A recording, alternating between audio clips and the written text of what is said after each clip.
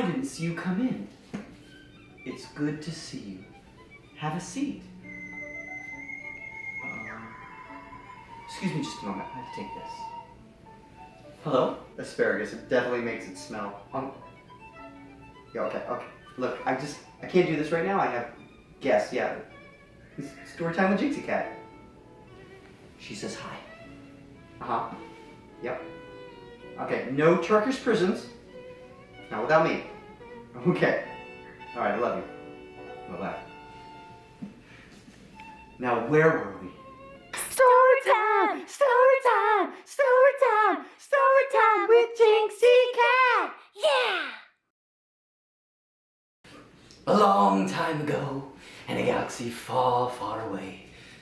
No, it was actually in Orlando, and it wasn't that long ago. It was 10 years ago, 2003. I actually suffer from a disorder called REM behavior disorder. I say suffer, but I don't really suffer, do we? REM behavior disorder is basically dreaming while you're still awake. Now, this can be almost associated kind of like sleepwalking, but not. I will be seeing things. I will actually be dreaming, but I will also be moving around and awake. It only takes me a few seconds to realize what I'm doing and wake up. But when it's happening, it's very real. I've had things dancing around in my room. I've fought things before. Well, anyway, this particular dream that I'm going to tell you about right now got me in a little bit of, dare I say, trouble. I was dating this girl at one time in my life, this tiny little Asian girl, and she was afraid of everything. And when I say everything, I mean everything. At this point in my life, I slept in a bunk bed.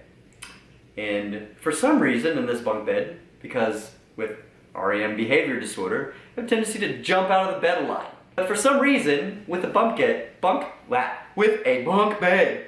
I never happened to hit my head or hurt myself in any way, shape, or form. Even to this day, for some reason, and I don't know why, I still don't hurt myself. Needless to say, because I have this disorder, I sleep at the end of the bed, you know, the end furthest away from the wall, so that if something happens, I can just... She knew about this, like I had warned her, so she slept inside, and it happened a couple times mildly. But this one particular time, she's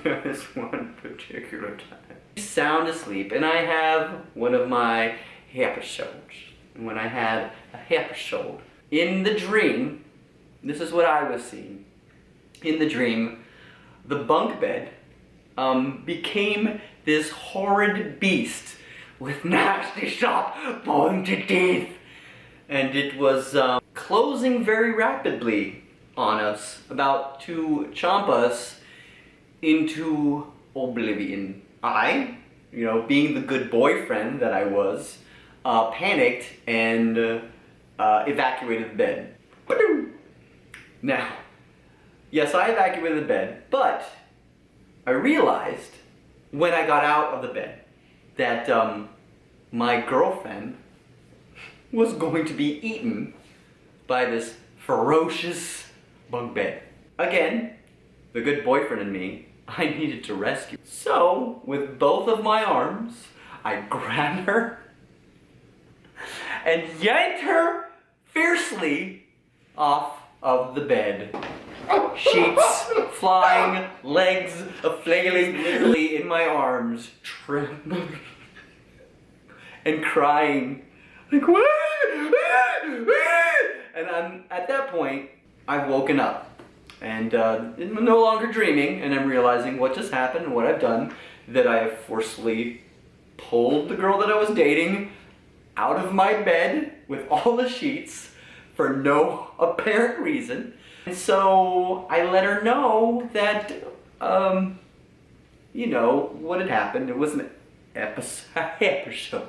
The bunk bed was gonna eat you, and the only reason you would be alive if there was really a living, eating bunk bed was because of me. Yeah. And it didn't really go over well. I was in the doghouse for like weeks and weeks and weeks and weeks. And I mean, tell me seriously, like if it was a real bloodthirsty monster bunk bed, she'd still be alive. I saved her life. I mean, I thought, you know, it was selflessly that I just rescued her from this man-eating bunk bed. Still, nothing. I was in so much trouble. And she didn't care that I had saved her life from a man-eating bed. But anyway, hope you liked that story. Yeah. Have a good evening. Thank you for joining me for story time with Jinxy Cat. Woo! But why doesn't she appreciate it? I try so hard and I save her from the bed of death and doesn't even appreciate it.